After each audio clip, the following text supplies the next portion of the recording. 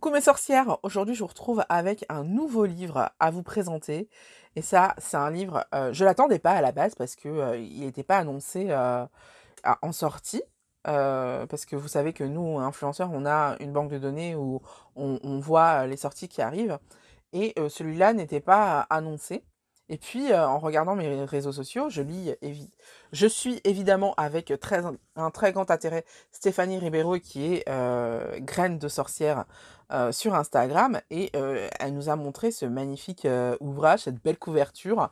Et puis, elle nous avait feuilleté comme ça l'ouvrage. Et là, je me suis dit, oh, oh, oh, oh, attends, attends, attends, attends, attends, attends.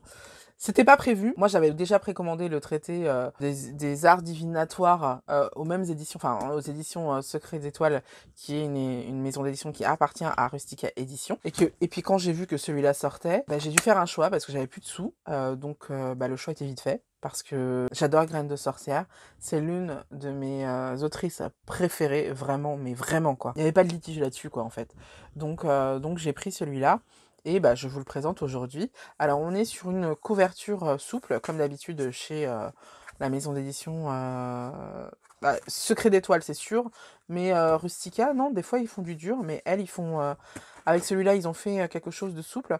Après, ça leur permet en fait de pouvoir avoir un rabat où ils nous parlent de l'autrice à l'intérieur.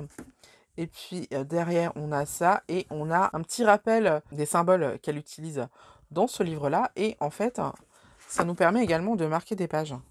Donc c'est plutôt pas mal. J'aime beaucoup l'idée. Donc je vais vous lire le dos du bouquin. Sur votre balcon, votre terrasse, dans votre jardin ou bien en intérieur, créez votre jardin de sorcière. L'autrice Stéphanie Ribeiro vous guide pas à pas dans la création d'un jardin magique. Outils de jardinage et emplacements judicieux, entretien et récolte, utilisation des phases de la lune, sabbat et rituels de saison, DIY, etc. Jardiner avec plaisir dans le respect de Mère Nature.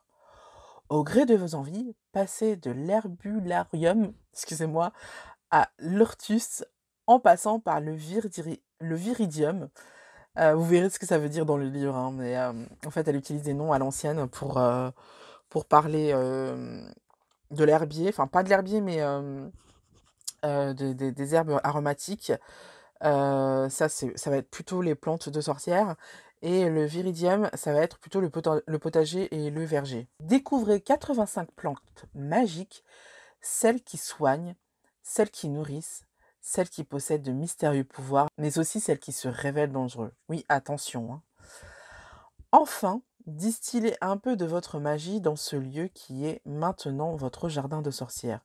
Runes et sigils, pierres et cristaux, magie des fourneaux, protection magique et amulettes, offrande à la terre, fumigation. Un grimoire indispensable pour créer son jardin de sorcière et utiliser vos plantes avec un soupçon de magie. J'adore, j'adore, j'adore, j'adore, j'adore. Et c'est exactement ça. 35 € le bestiau quand même. Donc voilà pourquoi je ne pouvais pas acheter et le traité et ce livre-là. Donc voilà, et puis on a aussi une présentation de l'autrice ici. Amoureuse de la nature depuis sa plus tendre enfance, Stéphanie Ribeiro a toujours souhaité contribuer à rétablir de l'harmonie entre l'homme et la nature. Que ce soit par le biais de son métier d'enseignante, à travers son association Réenchante le monde ou encore sur son compte Instagram Graines de sorcière, sa pédagogie et sa créativité lui permettent de rendre accessibles à tous des connaissances botaniques et ésotériques qui peuvent parfois sembler complexes. Elle est également l'autrice de Jardin de sorcières et Carré de plantes de sorcières chez Rustica Édition ainsi que Célébrer les pleines lunes chez Secret d'Étoile Édition. Alors, évidemment, si je vous dis que c'est mon autrice préférée, c'est que j'ai ses précédents ouvrages. Et je vais vous dire d'ailleurs si ça vaut le coup d'acheter ce grimoire si vous avez ces deux ouvrages. Je vous le dirai à la fin de la vidéo. Voilà. Hop. Parce que effectivement, ça fait beaucoup de livres sortis dernièrement parce que ce dernier ouvrage, il est sorti cet été. Sachant que celui-là, par contre, il est sorti il y a beaucoup plus longtemps. C'est pas écrit ici? Non, c'est pas écrit ici. Ça doit être écrit ici. En 2021? Je dois avoir une édition... Ah non, c'était l'année dernière, d'accord, ok. Bon, autant pour moi. C'est vrai que je l'ai acheté plus tard que tout le monde, donc je pensais qu'il était sorti il y a bien plus longtemps. Mais apparemment non. Ou alors c'est une réédition. Je ne sais pas. Bref, du coup, on pourrait se dire que on ne peut pas pondre deux ouvrages comme ça avec un troisième aussi gros sans faire des réédits. Et effectivement, elle a réutilisé certains passages de ses premiers livres. Je vous le dirai au fur et à mesure. Mais il y a aussi beaucoup d'ajouts. Vraiment beaucoup d'ajouts. Donc, vous voyez, le sommaire, il est immense. Parce qu'on a quand même pas moins de 364 pages. Donc, voilà, c'est un beau bébé, mais qui mérite largement son prix. Donc, on a une introduction sur l'intérêt d'avoir un jardin quand on est une sorcière.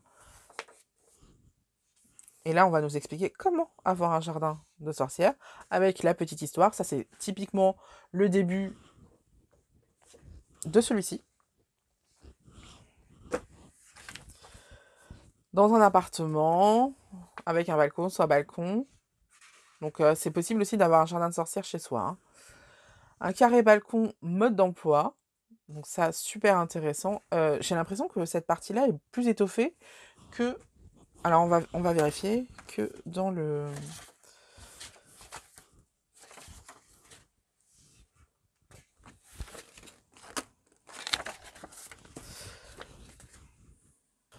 On a plus de contenu ici. On a un petit peu plus de contenu ici. Et là, on est avec un balcon. Tac. Tac. On a un petit peu plus d'explications ici, effectivement. Là, le carré de potager. Tac. Ah, ça, par exemple, on l'a pas. Vous voyez, ça, on l'a pas. On passe direct au jardin. Alors que là, c'était dans la partie avec un balcon. Là, on va avoir la même chose par contre pour là. Ok, donc il y a de l'ajout hein, quand même. Hein. Il y a pas mal d'ajouts. Là, elle nous reparle du carré, mais cette fois-ci pour le jardin.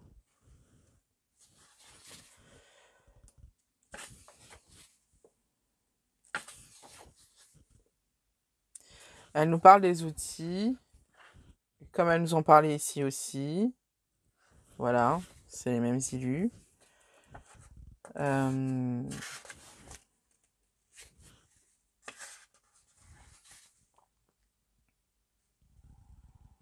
Et là, elle nous parle des étiquettes, des différentes étiquettes, mais je crois il y est pas là.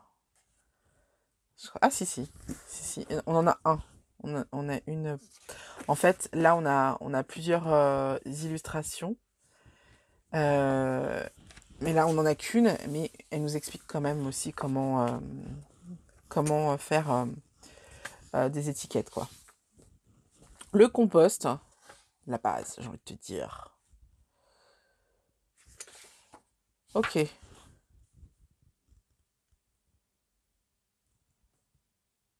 C'est exactement la même chose. Il y a écrit exactement la même chose. Planification et rotation du potager.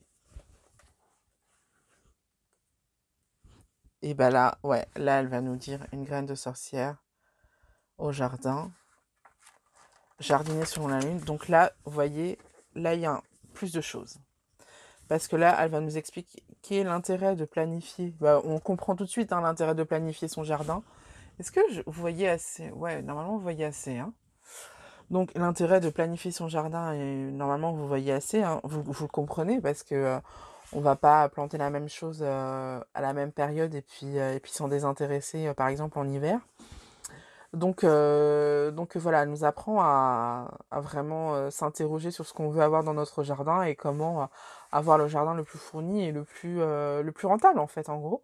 Donc c'est très très très intéressant. Planter un verger, ça il n'y est pas dans celui-là c'est sûr. Parce qu'il n'y avait pas de verger, il n'y avait pas de plante de verger dedans. Et donc voilà, franchement, et regardez-moi ces illustrations, c'est pas magnifique franchement. Oh, c'est trop trop beau, j'adore. Favoriser la biodiversité, hyper important. Bah, elle va nous parler des insectes, hein. On les voit de toute façon tout au long du livre. Elle nous parle de coccinelles, d'abeilles et tout ça. C'est très intéressant. Et c'est très bien d'avoir des coccinelles et des abeilles dans son jardin, vous le savez, hein. Graines de sorcière au jardin. Donc, vous voyez, toute cette partie-là, là, du coup, de planification et rotation des cultures potagères à la biodiversité, tout ça, c'est totalement inédit. Donc là, on a une graine de sorcière au jardin. Et donc là, on va avoir comment planter par rapport aux lunaisons. Donc ça, on l'avait. On l'a ici aussi. Jour de fleurs, nanani, nanana. On l'a aussi. Ok. Jardiner avec les roues de l'année. Et là, il y a un ajout. Il y a un superbe ajout. Donc là, on a la roue de l'année également. Et là, par contre, on a un ajout. On avait ça avec le premier livre. Et donc là, on a la même chose, mais on a un tableau récapitulatif où on nous dit ce qu'il faut semer, ce qu'il faut planter, ce qu'il faut récolter à cette période-là. Donc là, on est en octobre. Donc en octobre, tu peux semer ta roquette, ta mâche, ta laitue d'hiver, ton cerfeuil, les carottes sous abri, donc sous serre, les fèves dans la région du sud. On peut planter l'ail, le chou de printemps, les laitues d'hiver, les oignons blancs, et on peut récolter le potimarron, le potiron, la courgette, la carotte, le navet, la betterave, le maïs. C'est génial. Et ça, franchement, c'est top à noter dans son agenda, dans son livre des ombres. Un truc récapitulatif comme ça, mais ça te sauve la vie, quoi. Franchement. Bon, évidemment, en novembre, on sème rien, hein, et on peut planter sa rhubarbe. Ah bon? Bon, moi, la mienne, elle est plantée, donc peu importe. Là, on peut planter pendant Yule des pois rustiques. Intéressant. Et là, c'est plutôt de la récolte, parce que la terre est gelée, hein, en général. Quand même, on peut planter de l'ail en janvier, des échalotes et des oignons, tout ce qui va être bulbe. Pareil pour février. Et là, vous voyez on nous parle d'Imbolc et compagnie, hein. Donc c'est super intéressant. C'est super intéressant, franchement. Je passe, hein, parce que l'idée, c'est pas que vous puissiez faire... Bref, je vais pas vous donner une mauvaise idée. Hop, ensuite, donc tout ça, on l'a pas. Ensuite, on va parler des gifles de jardin. Des glyphes, pardon, de jardin. Oui, des glyphes de jardin. Donc c'est des runes, hein, tout bêtement. Pour donner une intention aux plantes qu'on plante, tout bêtement. Donc voilà.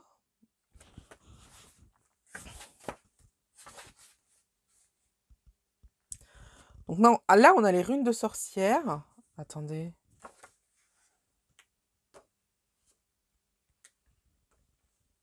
Ah oui, on les avait aussi. Ok, là on a les runes de sorcière. Là on a les sigils. Et là on va nous parler des cristaux et des roches. Alors ça clairement il n'y était pas dans le précédent. Et il n'y est pas non plus dans le dernier. Là on nous parle des sceaux.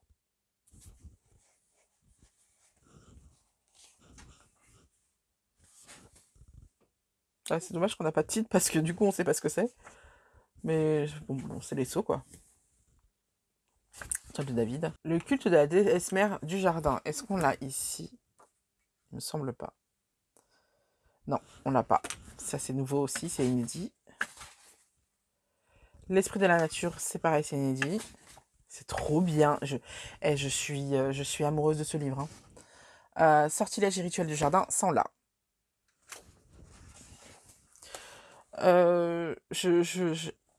Alors, je tiens, enfin, si je dois donner une préférence par rapport à la maquette, je préfère la maquette du premier, hein. Je la trouve un peu impersonnelle, la maquette ici. Mais bon, c'est mon avis et c'est vraiment très personnel. La poupée de jardin, un classique. C'est un truc signature chez Stéphanie. On sait que, bon, voilà. Poupée de jardin, Stéphanie. Les travaux magiques, je crois que j'ai déjà passé, ouais, rituel et tout, ok. Ah non, non, non, non, non, on a beaucoup, beaucoup, beaucoup d'ajouts en fait finalement. parce qu'on a, ok, d'accord, la poupée,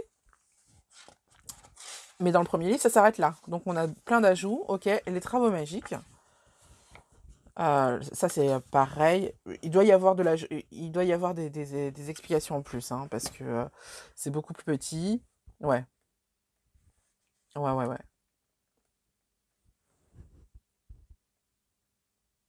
Mhm, ouais. Là, on a par exemple le bâton de fumigation, c'est nouveau. Là, vous avez vu, on a aussi l'infusion dans le premier livre, il n'y a pas de souci. L'encens, on l'a aussi. Vous voyez le joli scarabée là, c'est magnifique. Les macérats. Ok. Là, on nous parle des plantes de purification. On va nous en parler plus longuement, hein, mais là, on va vous expliquer l'utilisation qu'on peut en faire dans les bâtons de purification, je pense. Dans le détergent et dans... Ah oui, ce qu'on peut en faire, enfin, qu'est-ce qu'on peut en faire Ah, on est aussi, on est sur de la purification, on est aussi sur du nettoyage de maison, quoi. C'est super, un détergent. C'est super. Ok, on nous dit ce qu'on peut en faire, comment les utiliser pour tout ce qui est purification. Le bâton tellurique, ça c'est totalement nouveau. Fabriquer son bâton de pouvoir. Sel magique, ouais,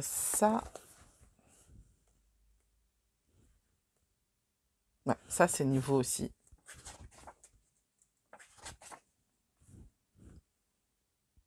Les bougies de la sorcière et tout, c'est nouveau également, hein. Donc elle nous propose des outils, hein, tout bêtement, et ça c'est nouveau, totalement. Les cuillères, alors ça c'est un truc que j'ai adoré, les cuillères différentes avec les runes pour pouvoir leur donner du pouvoir pendant qu'on prépare nos préparations. Donc évidemment c'est des trucs à consacrer, hein, mais je trouve ça génial et franchement c'est un des trucs qui m'ont fait... qui ont eu mon cœur, voilà. Donc herbularium, et donc là on va passer aux herbes, enfin aux plantes. Et donc là, on est sur les plantes médicinales, l'armoise. Et donc là,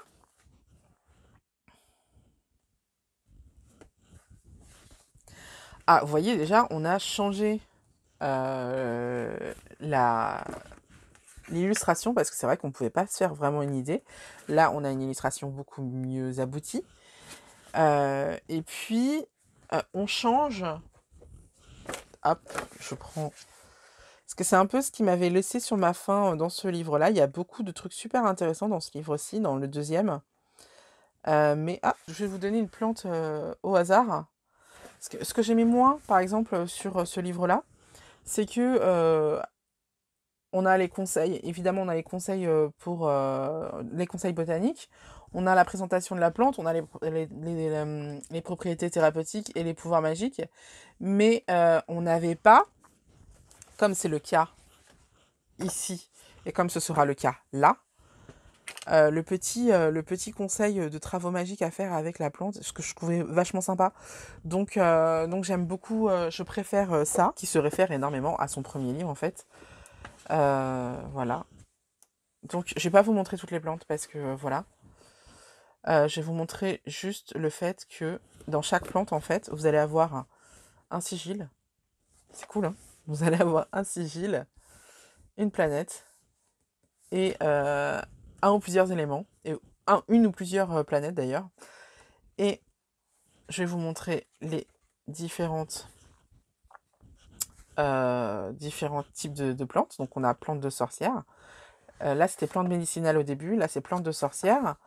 Là on a plantes ornementales. Donc fleurs, hein, tout bêtement. Là on passe au hortus. À l'époque médiévale, le jardin potager, voilà. C'est le potager. Donc. Et donc on nous montre l'ail. Et donc là vous avez encore le sigil. La planète. C'est la planète là, ou c'est... ouais, c'est la planète. L'élément. Et là, vous avez par contre une petite recette de magie des fourneaux avec la cuillère, enfin la cuillère avec la rune qu'il faut. Donc j'aime beaucoup, beaucoup, beaucoup, beaucoup. Et Bah là, on voit qu'on a tout, hein. Alors, j'ai cru qu'il n'y avait pas de courge, mais en fait, il y a un potiron.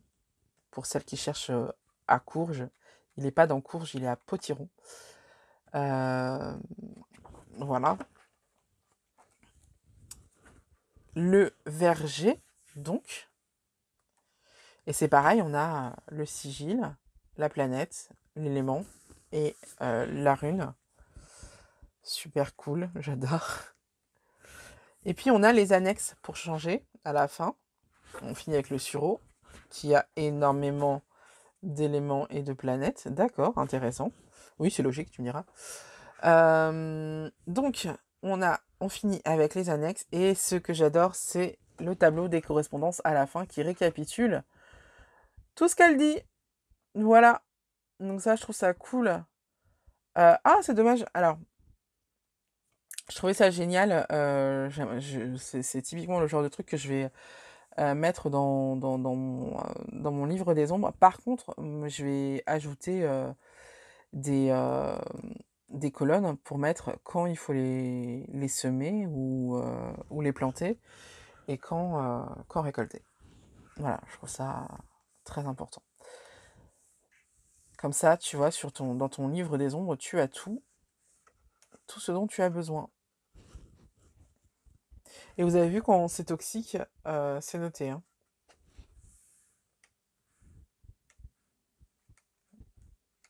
Donc voilà, le tableau des correspondances qui est immense. Hein. Il y a de quoi faire.